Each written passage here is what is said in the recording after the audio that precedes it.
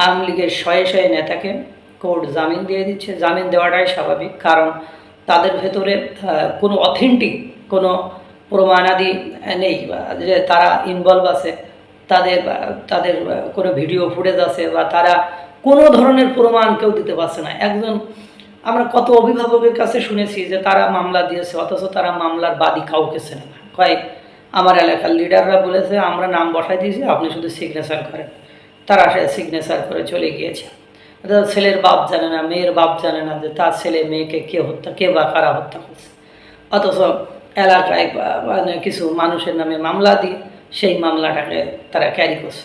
আপনাদের কি মনে হয়, জেনারেল ওয়াকারুজ্জামানকে দেখে কি আপনাদের মনে হয় উনি ভুগলা, উনি বলদ, উনি ভুদাই? কোনোটাই না। প্রত্যেকটা জিনিস হয়ে গেলে সেটা থেকে উত্তরণের জন্য একটা নির্দিষ্ট সময়ের প্রয়োজন। জেনারেল ওয়াকারুজ্জামানকে নিয়ে আপনাদের অনেক অভিযোগ থাকতে পারে, অনেক অভিমান থাকতে পারে, অনেক কথা থাকতে পারে, সবকিছু আমি মেনে নিলাম, কিন্তু আলটিমেটলি যদি আপনারা চিন্তা করেন সামগ্রিক অর্থে সার্বিকভাবে উনি আওয়ামী লীগকে যেটা করেছেন সেটা কিন্তু আপনারা অস্বীকার করতে পারবেন না।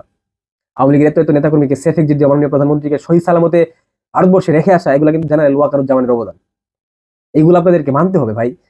7 মাস হয়ে গিয়েছে, আপনারা অস্থির হয়ে গেছেন যে কেন এখনো লেভেল প্লেইং ফিল্ড সৃষ্টি করে দিচ্ছে না, কেন এখনো আওয়ামী লীগের প্রতি সহানুভূতি দেখাচ্ছে না। ভাই, প্রত্যেকটা জিনিসের একটা নির্দিষ্ট ব্যাকরণ মেনে চলে, সেই ব্যাকরণটা ফিল আপ করতে দেন।